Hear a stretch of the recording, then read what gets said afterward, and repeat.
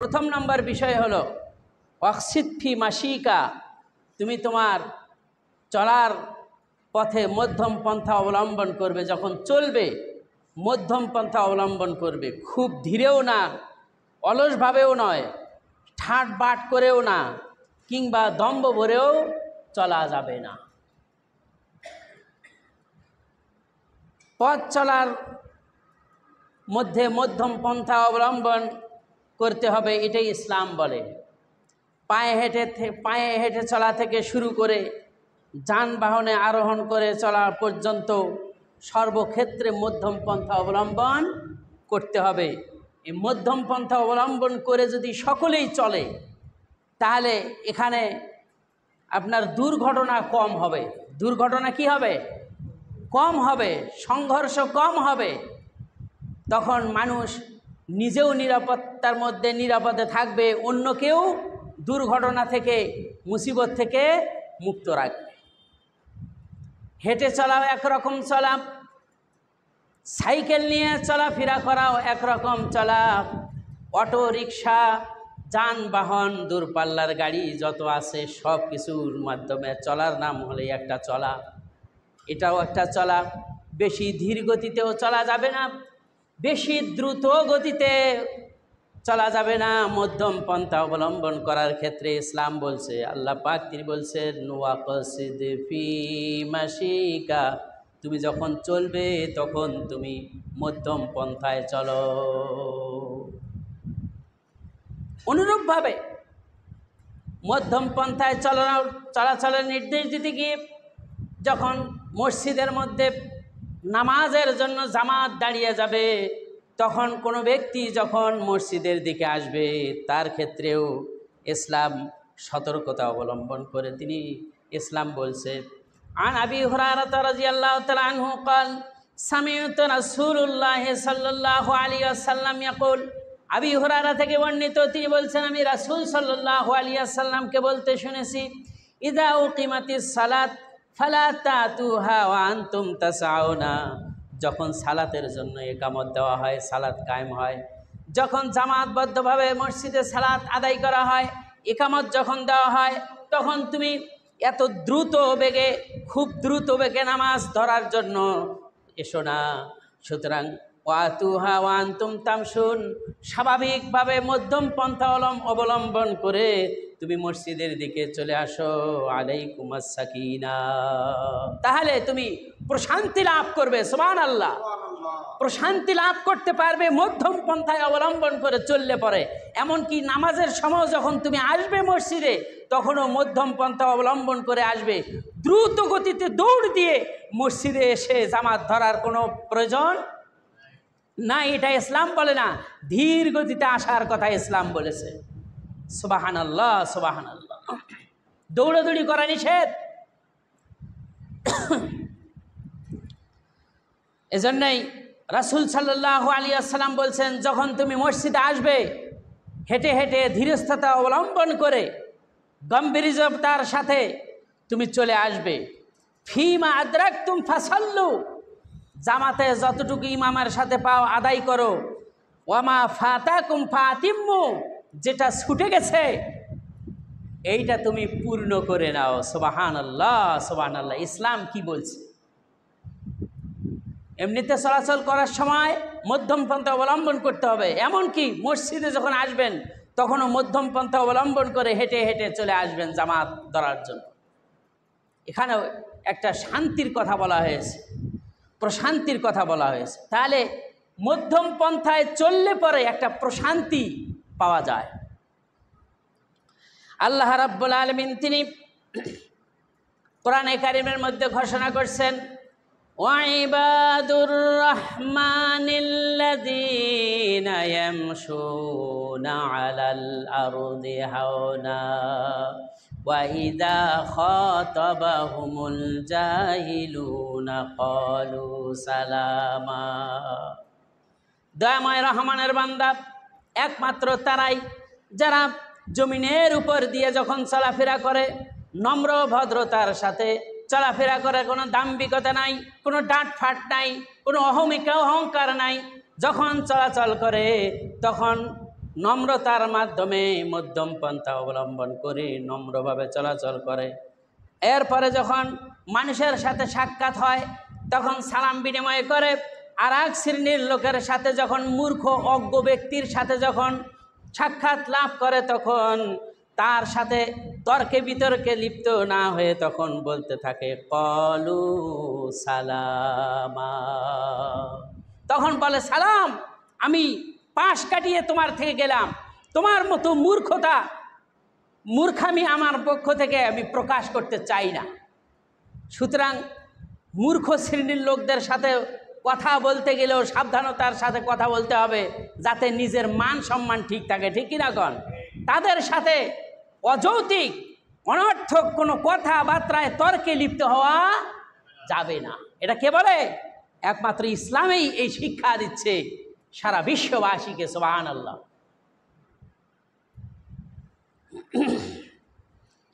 একবার দেখুন না, মানুষেরা খুব দ্রুত গতিতে যানবাহন চলাচল করে, খুব দ্রুত গতিতে চালায়। এতে করে কোনো পুণ্য নাই, এতে করে আছে সংঘর্ষ, এতে করে আছে বিপদ, দুর্ঘটনা, ঠিক কিনা কন? লক্ষ্য করুন, যখন কোনো ব্যক্তি কোনো গাড়িতে চড়ে, এক ডিস্ট্রিক্ট থেকে আর এক ডিস্ট্রিক্টে, এক স্থান থেকে আর এক স্থানে যখন চলাচল করে, একটা বাস আর একটা বাসকে অতিক্রম করতে দেয় না। কিভাবে তাকে অতিক্রম করে ক্রস করে তার সামনে গিয়ে আবার যাত্রী নেওয়া যায়, এইভাবে করে কি করে জীবনের ঝুঁকি নিয়ে তারা গাড়ি চালাতে থাকে। এরকম চালায় না? মোটর সাইকেল যখন চালায়, বাইক যখন চালায়, জীবনের ঝুঁকি নিয়ে তারপরে চালায়।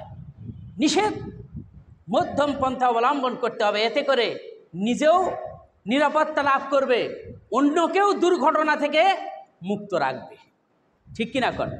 এতে করে দ্রুত গতিতে চলাচলের মধ্যে কোনো কল্যাণ নিহিত নেই, বরঞ্চ ও কল্যাণ রয়েছে, সংঘর্ষ রয়েছে, দুর্ঘটনা ঘটে যায়, প্রাণহানির ঘটনা ঘটে যায়, নিহত হয়, আহত হয়, এইরকম অনেক অহরহ চলছে, যা আপনারা পেপার, পত্রিকায়, খবরের কাগজে এগুলি দেখতে পাচ্ছেন, শুনতে পাচ্ছেন, পড়তেছেন।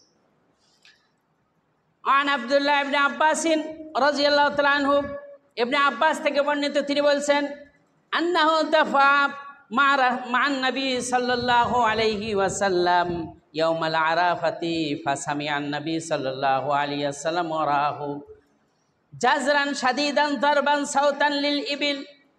আব্দুল্লাহ ইবনে আব্বাস বর্ণনা করছেন যে আমরা এক সময় রাসূল সাল্লাল্লাহু আলাইহি ওয়াসাল্লামের সঙ্গে আরাফার দিনে মুজদালিফায় ফিরছিলাম।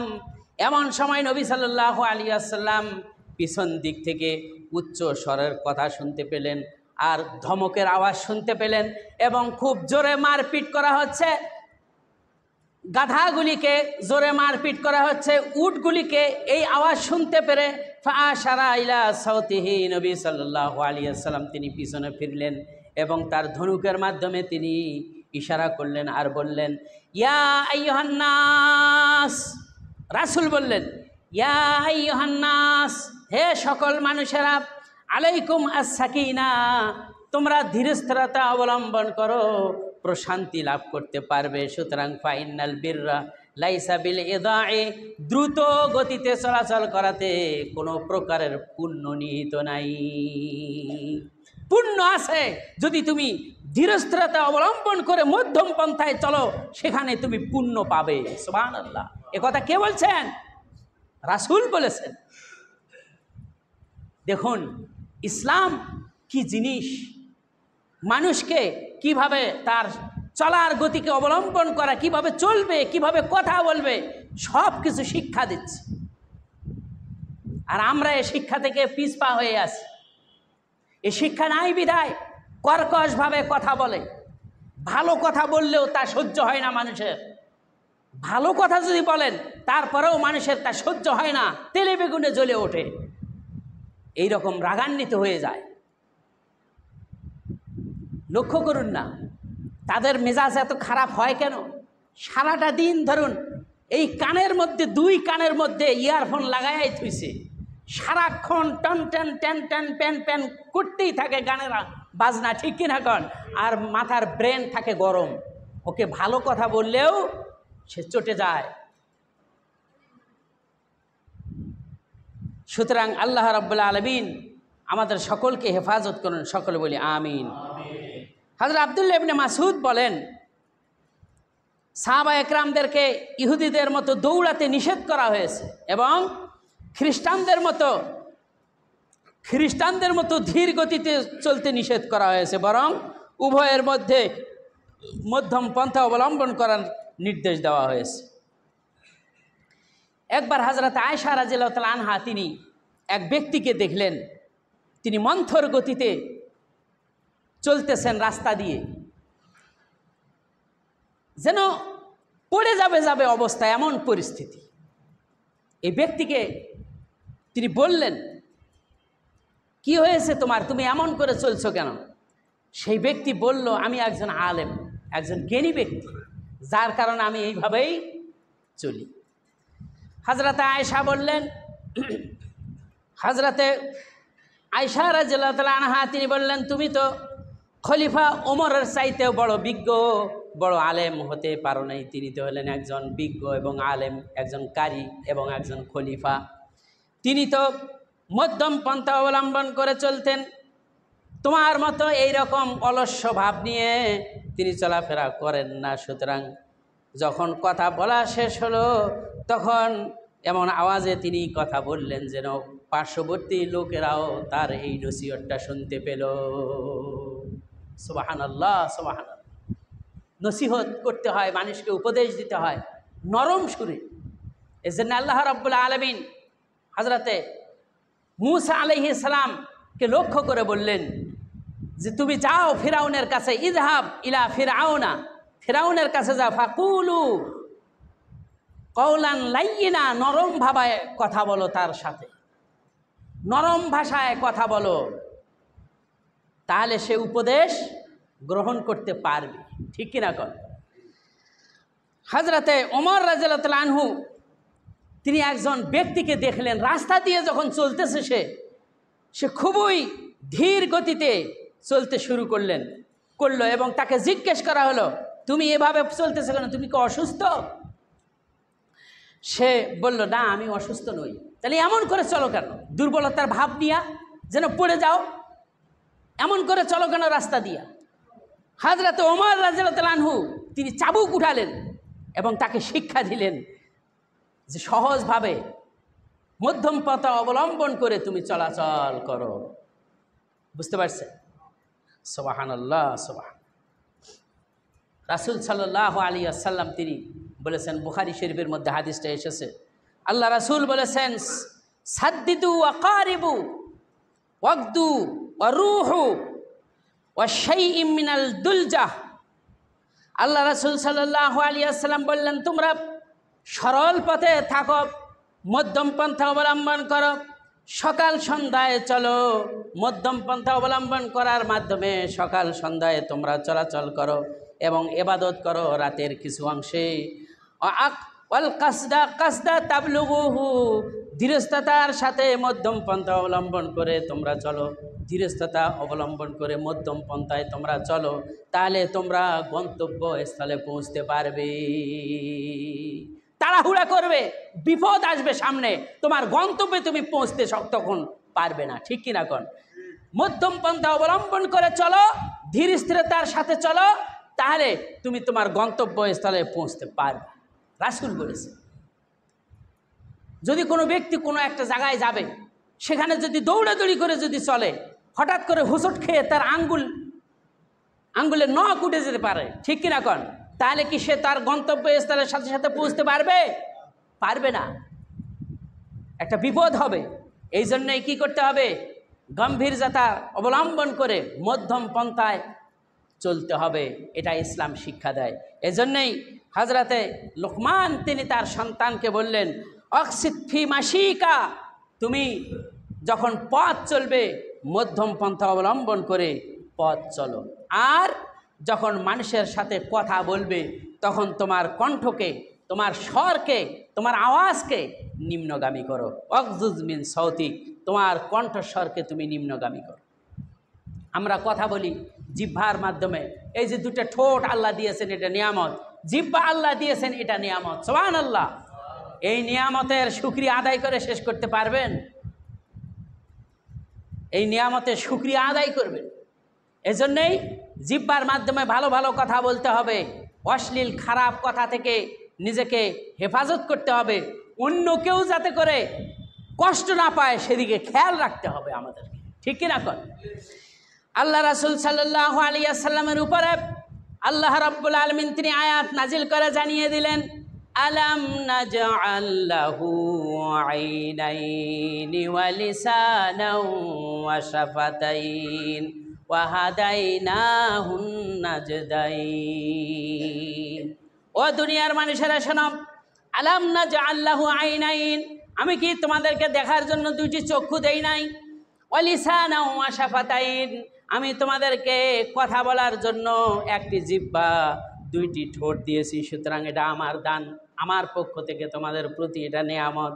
সুতরাং ওয়াহাদাইনাহুন নাজদাইন, স্পষ্ট দুইটি পথ আমি তোমাদেরকে দেখিয়ে দিয়েছি। একটি পথ হলো ইসলামের পথ, আর একটা পথ হলো শয়তানের পথ।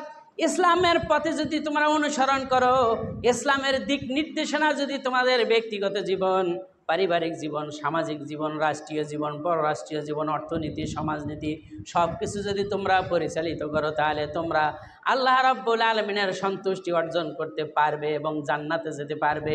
ইসলাম বিরোধী যদি কাজ করো, শয়তানের কথা অনুযায়ী যদি চলো, শয়তানের পথে যদি তোমরা পরিচালিত হও, আল্লাহ রাব্বুল আলামিন তোমাদের প্রতি নারাজ হয়ে যাবেন। আর সেজন্য আল্লাহ রাব্বুল আলামিন কিয়ামতের দিন শয়তান এবং শয়তানের সমস্ত অনুসারীদেরকে জাহান্নাম দিবেন। আমরা কি জান্নাতে যেতে রাজি না জাহান্নামে যেতে রাজি? জান্নাতে যেতে রাজি। জান্নাতে যেতে হলে আমাদেরকেই ভালো কথা বলতে হবে, ভালো কাজ করতে হবে, আল্লাহর সন্তুষ্টিমূলক কাজগুলি করে যেতে হবে। হযরতে মুসা আলাইহিস সালাম তিনি আল্লাহ তাআলার কাছে দোয়া করতেন, রব্বুল আলামিন আমি যেন স্পষ্টভাবে কথা বলতে পারি, আমার কথার মধ্যে থেকে জড়তা তুমি দূর করে দাও, স্পষ্টভাষী যেন হতে পারি, আর মানুষকে যেন স্পষ্টভাবে কথা বলে তাদেরকে হেদায়েতের পথে আনতে পারি, আমার বুককে প্রশস্ত করে দাও।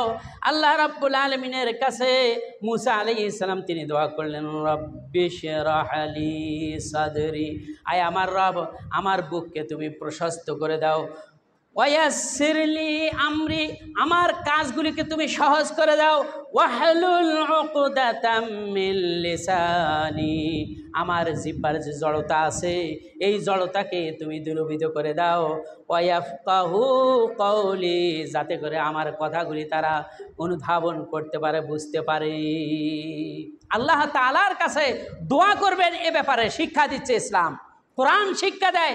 আল্লাহ তাআলার কাছে দোয়া করো নিজেকে স্পষ্টভাষী হিসেবে, যেন মানুষের কাছে স্পষ্টভাবে কথা বলা যায়, জড়তা যাতে না থাকে, যেন আল্লাহর কাছে দোয়া করো। বুঝতে পারছেন? ইনশাআল্লাহ আমল করব তো। রাসূল সাল্লাল্লাহু আলাইহি ওয়াসাল্লাম তিনি বলছেন, ওয়ান আবি মুসা আল-আশআরী থেকে বর্ণিত, তিনি বলছেন, কুলতু ইয়া রাসূলাল্লাহি, হে আল্লাহ রাসূল, আইয়ুল মুসলিমিন আফজাল, সর্বোত্তম মুসলমান কে? লক্ষ্য করছেন? আমার কথা একটু খেয়াল করুন। রাসূল সাল্লাল্লাহু আলাইহি ওয়াসাল্লামকে জিজ্ঞাসা করা হলো, আইয়ুল মুসলিমিনা আফজাল, সর্বোত্তম মুসলমান কে? আমরা তো সকলে মুসলিম দাবি করি, ঠিক কিনা কোন? কিন্তু তার গুণ থাকতে হবে। মুসলমান দাবি করতে হলে তার গুণ থাকতে হবে। রাসূলকে জিজ্ঞেস করা হলো সর্বোত্তম মুসলমান কে? আল্লাহ রাসূল বললেন, ক্বালা মান সালিমাল মুসলিমুনা মিন লিসানিহি ওয়া ইয়াদিহি, ওই ব্যক্তি হলো সর্বোত্তম মুসলিম যে ব্যক্তির হাতের অনিষ্টতা থেকে, মুখের অনিষ্টতা থেকে আরেক মুসলিম ভাই নিরাপদে থাকে। সুবহানাল্লাহ।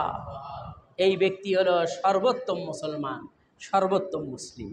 এখন আপনি আমি চিন্তা করি, সকাল থেকে নিয়ে এই পর্যন্ত বা সন্ধ্যা পর্যন্ত আমার হাতের অনিষ্টতা থেকে, আমার কথার অনিষ্টতা থেকে কতজন মুক্তি পেয়েছে বা কতজন এর থেকে নিরাপদে আছে? একটু নিজে চোখ বন্ধ করে নিজেকে প্রশ্ন করুন যে কি করেছি। সকাল থেকে নিয়ে গেলনা গিবত কার করেছি, কয়জনের গিবত করেছি, কয়জনের পরনিন্দা করেছি, কয়জনকে কষ্ট দিয়েছি, কয়জনকে থাপ্পড় দিয়েছি, কয়জনকে মুখের মাধ্যমে আঘাত করেছি, কথা বলার মাধ্যমে আঘাত করেছি, ব্যঙ্গ বিদ্রুপ করেছি, কয়জনকে একটু নিজে হিসাব করে দেখো। সর্বোত্তম মুসলিম হতে হলে এই কাজটি করতে হবে যে নিজের অনিষ্টতা, হাতের অনিষ্টতা থেকে, মুখের অনিষ্টতা থেকে আর একজনকে নিরাপদে রাখতে হবে, তাহলেই হবে সে সর্বোত্তম মুসলিম। এজন্য আল্লাহ রাব্বুল আলামিন তিনি বলছেন, যখন কথা বলবে সাবধানের সাথে কথা বলো, যখন চলাফেরা করবে সাবধানের সাথে চলাফেরা করো, কেননা তোমার চক্ষু, তোমার কর্ণ, তোমার অন্তর, তোমার জিহ্বা, এগুলি সব কিয়ামতের দিন আল্লাহ রাব্বুল আলামিনের কাছে জিজ্ঞাসিত হবে। আল্লাহ রাব্বুল আলামিন তিনি বলছেন, ওয়ালা তাকফু মা লাইসা লাকা বিহি ইলম ইন্নাস সামআ ওয়াল বাসারা ওয়াল ফুআদা ওয়া কুল্লুন উলাইকা কানা আনহু মাসউলা। এমন বিষয়ের পিছনে তুমি লেগে পড়ো না, এমন বিষয়ের পিছনে তুমি লেগে পড়ো না যে বিষয়ের ব্যাপারে তোমার জ্ঞান নাই। অন্যের গেলনা গিবত, অন্যের পরনিন্দা, এগুলির পিছনে তুমি লেগে পড়ো না যে তার সম্পর্কে তোমার কোনো জ্ঞান নাই। সুতরাং তোমার কর্ণ, তোমার চক্ষু, তোমার অন্তঃকরণ কিয়ামতের দিন এ ব্যাপারে আল্লাহ রাব্বুল আলামিনের কাছে জিজ্ঞাসিত হবে। এগুলিকে আল্লাহ জিজ্ঞাসা করবেন, তোমাকে আমি কান দিয়েছিলাম, এ কান দিয়ে তুমি কি কি শুনেছো? তোমাকে আমি চক্ষু দিয়েছিলাম, এই চক্ষু দিয়ে তুমি কি কি দেখেছো? তোমাকে আমি বুঝার জন্য, অনুধাবন করার জন্য অন্তর দিয়েছি, তুমি কি অন্তর দিয়ে অনুধাবন করেছো, বুঝেছো, বুঝার চেষ্টা করছো কি না করছো? কোরআন হাদিস এগুলি সব জিজ্ঞাসিত হবে। যদি খারাপ কিছু শুনি, কান দিয়ে গান বাজনা যদি শুনি, তাহলে উত্তর দিব কি? অশ্লীল জিনিস যদি চোখ দিয়ে দেখি, তাহলে আল্লাহর সামনে কি উত্তর দিব? আছে কোনো উত্তর? তখন আসামি হিসেবে ধরা খেয়ে গেলাম আল্লাহ রাব্বুল আলামিনের কাছে, একদম আসামি। এজন্যই এখনই পরিশুদ্ধভাবে নিজেকে শুধরিয়ে নিয়ে চলাফেরা করা উচিত, মানুষের সাথে উঠা বসা করা উচিত, ঠিক কি রাখুন। এজন্যই আল্লাহ রাব্বুল আলামিন তিনি বলছেন যে তুমি যে কথা বলো, এই কথাগুলি সংরক্ষণ করবার জন্য সদা ফেরেশতা প্রস্তুত রয়েছে। আল্লাহ রাব্বুল আলামিন তিনি বলছেন, মা ইয়ালফিযু মিন কাওলিন ইল্লা লাদাইহি রাকীবুন আতীদ। ও বান্দা, তুমি যে কথাই উচ্চারণ করো না কেন, তা সংরক্ষণ করবার জন্য সদা প্রস্তুত রয়েছে প্রহরীগণ, লেখকবৃন্দ, তারা প্রস্তুত রয়েছে। ওয়ান আবি হুরায়রা রাদিয়াল্লাহু তাআলা আনহু قال, আবি হুরায়রা থেকে বর্ণিত তিনি বলছেন, রাসূল সাল্লাল্লাহু আলাইহি ওয়াসাল্লাম বলেছেন, মান কানা ইউমিনু বিল্লাহি ওয়াল ইয়াউমিল আখির ফালইয়াকুল খায়রান আও লিয়াসমুত। যে ব্যক্তি আল্লাহ এবং পরকালের প্রতি দৃঢ় বিশ্বাস রাখবে, ওই ব্যক্তির জন্য উচিত হলো ভালো কথা বলো মানুষের সাথে। যদি ভালো কথা তোমার না থাকে, তাহলে তুমি চুপ থাকো। মানুষকে ভালো কথা বলো, উত্তম কথা বলো, ন্যায় কথা বলো, সৎ কথা বলো, হক কথা বলো। না থাকলে চুপ থাকো তুমি, তাহলে আর এখানে মিথ্যাও আসতেছে না, গুনাহ লেখাও আর হচ্ছে না, ঠিক কিনা কর। এই জন্যেই ভালো কথা বলো, তা না হলে চুপ থাকো। সুতরাং জিহ্বাকে সংযত রাখতে হবে। এর কারণেই জাহান্নাম, এর কারণেই জান্নাত। জিহ্বার কারণেই জান্নাত, জিহ্বার কারণেই জাহান্নাম। হাদিস শুনুন, রাসূল সাল্লাল্লাহু আলাইহি ওয়াসাল্লাম তিনি বলছেন, ইন্নাল আবদা লা ইয়াতাকাল্লামু বিকালিমাতিন। যখন কোনো বান্দায় এমন কোনো কথা বলল, এমন কোনো কথা বলল, মা ইয়াতাবায়্যানু ফিহা ইয়াজিল্লুহা বিহা, এই কথার কারণে তার দ্বারা তার পদস্খলন ঘটে গেল, এই কথার কারণে পদস্খলন ঘটে গেল। রাসূল সাল্লাল্লাহু আলাইহি ওয়াসাল্লাম বললেন, এমন পদস্খলন ঘটলো যে ইলান নারি আবআদা মিম্মা বাইনাল মাশরিক ওয়াল মাগরিব, পূর্ব পশ্চিমে যত দূরত্ব তার থেকে বেশি দূরত্বে সে জাহান্নামে নিক্ষিপ্ত হয়ে গেল। আউযুবিল্লাহ মিন যালিক, কথার কারণে জাহান্নাম।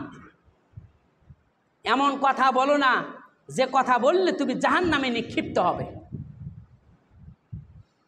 এজন্যই ইসলাম শিক্ষা দিচ্ছে, যখন কথা বলবে সাবধানতার সাথে কথা বলবে, আর যখন কণ্ঠস্বর উঁচু করবে না, নিম্নগামী করে তোমার কণ্ঠস্বরকে তুমি সংযত রেখে কথা বলো।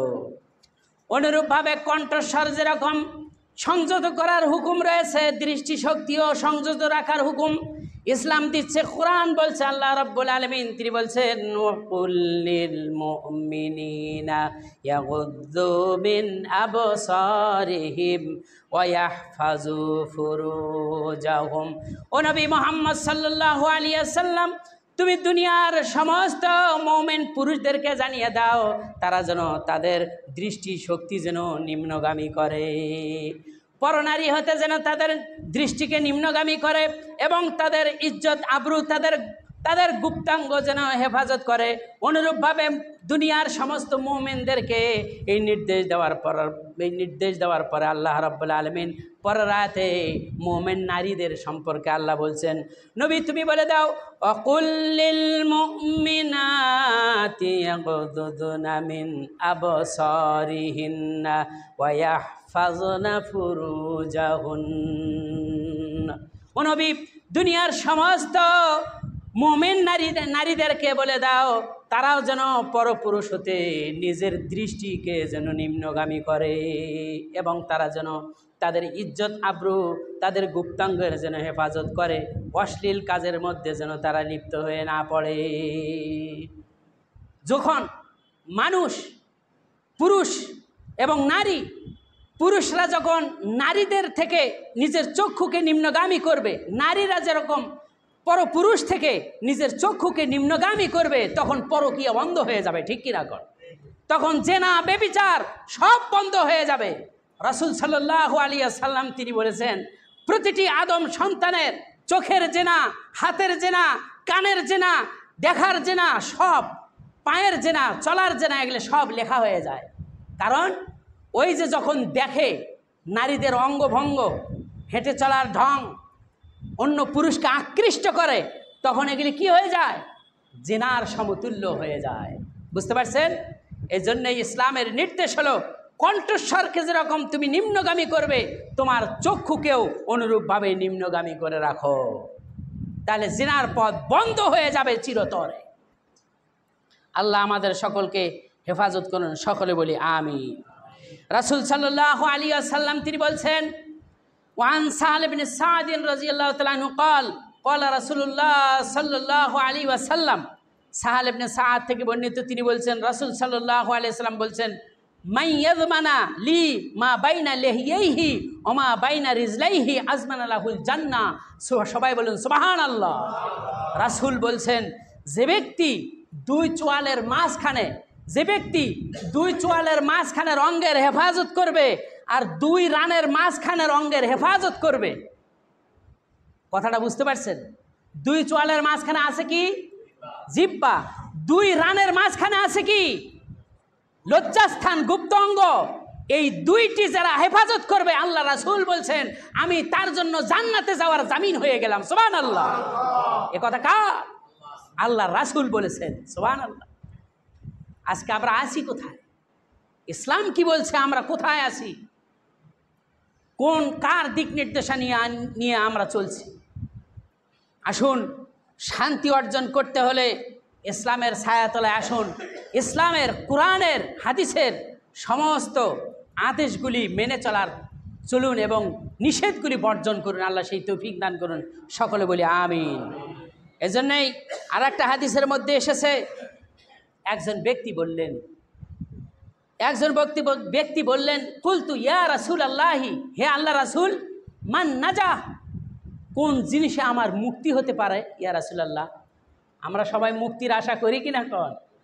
মুক্তি পাইতে হলে কি করতে হবে? আল্লাহ রাসূল বললেন, ক্বালা আমসিক আলাইকা লিসানাক, তোমার জিহ্বাকে তুমি সংযত রাখো, অন্যকে কষ্ট দিও না জিহ্বার মাধ্যমে, মিথ্যা কথা বলো না, গীবত করো না, পরনিন্দা করো না, চগলখুরি করো না, জিহ্বাকে হেফাজত করো। আর ওয়ালিয়াসাকা বাইতিক, অবসর সময় তুমি বাড়িতে অবস্থান করো, তোমার স্ত্রী সন্তানদেরকে সময় দাও, স্ত্রীর কাজে সহযোগিতা করো।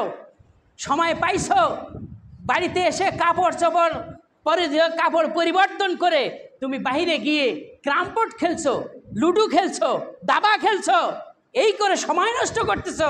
এগুলি না করে তোমার পরিবারকে তুমি সময় দাও, তোমার সন্তানের কাছে তুমি থাকো, সময় দাও। আর অফকি আলা খতিআতি, সকাল থেকে সন্ধ্যা পর্যন্ত যে গুণাগুলি তুমি অর্জন করেছো, প্রত্যেক দিন জীবনের প্রতিটি ক্ষেত্রে, প্রতিটি মুহূর্তে, প্রতিটি সেকেন্ডে, প্রতিটি ঘন্টায়, প্রতি সময়ে যে গুণাগুলি করেছো, এগুলির জন্য তুমি আল্লাহর কাছে কাঁদো কাঁদো কাঁদো, আল্লাহ ক্ষমা করে দিবেন। সুবহানাল্লাহ। তাহলেই তুমি নাজাত পাইবা। নাজাতের 3টি জিনিস এখানে বলা হয়েছে। কয়টি? 3টি। 1 নাম্বার, আমসিক লিসানাক, তুমি তোমার জিহ্বাকে সংযত রাখো। 2, ওয়ালিয়াসআ বাইতিক, তুমি বাড়িতে অবস্থান করো। 3, আর তোমার গুনাহ যেগুলি অর্জন করেছো, এই গুনাহগুলির জন্য তুমি ক্রন্দন করো, আল্লাহ তাআলার কাছে মাপ চাও, তাহলে তুমি নাজাত পাইবা। বিশ্বনবী মুহাম্মদুর রাসূলুল্লাহ সাল্লাল্লাহু আলাইহি ওয়াসাল্লাম তিনি বললেন, ইদা আসবাহা ইবনে আদম, যখন আদম সন্তান প্রতিদিন সকালবেলা ঘুম থেকে ওঠে, ভোর করে যখন সকালবেলা ঘুম থেকে ওঠে, তখন ফাআন্নাল আযাউ কুল্লাহা তাকফুরুল লিসান, তখন এই জিহ্বা সমস্ত অঙ্গ প্রত্যঙ্গগুলিকে লক্ষ্য করে অত্যন্ত বিনয়ের সাথে নিবেদন করতে থাকে। কে? জিহ্বা। জিহ্বা সমস্ত মানুষের সমস্ত অঙ্গ প্রত্যঙ্গগুলিকে বিনয়ের সাথে নিবেদন করতে থাকে, আর এই বলতে থাকে, ইত্তাকিল্লাহ ফিনা, তুমি ভয় করো আমাদের ব্যাপারে, আল্লাহ তাআলাকে ভয় করো। কেননা ফাইন্নামা নাহনু বিকা, আমি জিহ্বা তো তোমাদের সাথেই সম্পৃক্ত। হাত আছে আমাদের সাথে, পা আছে আমাদের সাথে, কান আছে আমাদের সাথে, চক্ষু আছে আমাদের সাথে, জিহ্বা আছে আমাদের সাথে। সুতরাং জিহ্বাকে লক্ষ্য করে এই হাত, পা, কান, চক্ষু সমস্ত অঙ্গ প্রত্যঙ্গগুলি জিহ্বাকে লক্ষ্য করে বলে, ফাইন্নামা নাহনু বিকা, আমরা সকলেই তো তোমার সাথে সম্পৃক্ত। ফাইন ইস্তাকাইতা, আল্লাহ রাসূল সাল্লাল্লাহু আলাইহি ওয়াসাল্লাম তিনি বলছেন, ফাইন ইস্তাকাইতা ইস্তাকামনা, তুমি যদি সঠিক সহজ সরল সোজা পথে যদি জিহ্বা তুমি থাকো, ভালো পথের উপর যদি তুমি থাকো, তাহলে আমরা সবাই ভালো পথের উপরে থাকব। আর যদি ওয়াইনি ইজওয়াজনা, আর তুমি যদি জিহ্বা বাঁকা হয়ে যাও, তুমি যদি আল্লাহর নফরমানি করে ফেলো, তাহলে আমরাও বেঁকে বসবো, আমরাও নফরমানি করে ফেলবো। জিহ্বার কারণেই প্রতিটি অঙ্গ প্রত্যঙ্গ শান্তি পাবে, আর জিহ্বার কারণেই প্রতিটি অঙ্গ প্রত্যঙ্গ শাস্তি পাবে। ঠিক কিনা কর? খেয়াল করতে হবে। হযরতে লোকমান বললেন, অকসিদ ফি মাশিকা ওয়াগযুজ মিন সাউতিক, তুমি তোমার চলার পথকে মধ্যপন্থায় চলো, আর কণ্ঠস্বর নিম্ন করো। তবে হ্যাঁ, কোন বিপদে আপনি পড়ছেন কোথাও, এই বিপদের সময় আপনাকে চিল্লাতে হবে, এই ভাই আসেন আমাকে উদ্ধার করেন। তখন আবার কণ্ঠস্বর নিম্ন করে থাকলে আপনি আরও মুসিবতে পড়বেন। এক্ষেত্রে ইসলাম এটা আবার নির্দেশ দিয়েছে, তখন আপনি চিল্লায় অন্যকে ডাক দিতে পারবেন, অন্যকে ডাক দিতে পারবেন। সুতরাং আল্লাহ রাব্বুল আলামিন আমাদের সকলকে হেফাজত করুন, সকলে বলি আমিন। আর একটা হাদিস রয়েছে, রাসূল সাল্লাল্লাহু আলাইহি ওয়াসাল্লাম তিনি বলছেন, ওয়ানিন নবী সাল্লাল্লাহু আলাইহি ওয়াসাল্লাম ইয়াকুল, নবী সাল্লাল্লাহু আলাইহি ওয়াসাল্লাম বলেছেন, মান তাআজ্জামা ফি নাফসিহি আব ইখতিলাফা ফি মাশিয়াতিহি লাকিয়াল্লাহু আযজা ওয়া জাল ওয়া হুয়া আলাইহি গজবান। যে ব্যক্তি নিজেকে বড় মনে করে, বড় ভাবে, নিজেকে বড় মনে করে, নিজেকে বড় ভাবে, আমার মতো সম্পদশালী, আমার মতো বিজ্ঞ, আমার মতো এই সেই বড় বড় মনে করা, যারা নিজেকে এই ভাববে এবং চাল চলনে চলাচলের মধ্যে দাম্ভিকতা, ডাঁটফাট, অহংকারিতা প্রকাশ করবে, আল্লাহ রাসূল সাল্লাল্লাহু আলাইহি ওয়াসাল্লাম বলছেন যে আলাইহি ওহুয়া আলাইহি গজবানুন লাকিয়াল্লাহু আজ্জা ওয়াজাল ওহুয়া আলাইহি গজবানুন, আল্লাহ রাব্বুল আলামিনের সাথে তার সাক্ষাৎ হবে এমন অবস্থায় যে আল্লাহ তার উপর রাগান্বিত হয়ে আছেন। আল্লাহ যদি কোনো বান্দার উপর রাগান্বিত হয়ে থাকেন, ওই বান্দার বাঁচার উপায় আছে? বাঁচতে আর পারবে না। আল্লাহ রহম করুন, সকলে বলি আমিন। এরপরে হযরতে লোকমান তিনি তার সন্তানকে এইভাবে উপদেশ দিলেন যে অকসিদ ফি মাশিকা ওয়াগজুজ মিন সাউতিক, তুমি চলার পথে তোমার চলাকে মধ্যম পন্থায় অবলম্বন করবে, আর অগজুজ মিন সাউতিক, তোমার কণ্ঠস্বর নিচু করবে। ইন্না আনকারাল আসওয়াতি লা সাউতুল হামির, কেননা উচ্চ আওয়াজে কথা বলা এটা গাধার আওয়াজের মতো, যা অতীব পছন্দনীয়, অতীব অপছন্দনীয় এবং নিকৃষ্ট মানের আওয়াজ। আল্লাহ আমাদের হেফাজত করেন, সকলে বলি আমিন।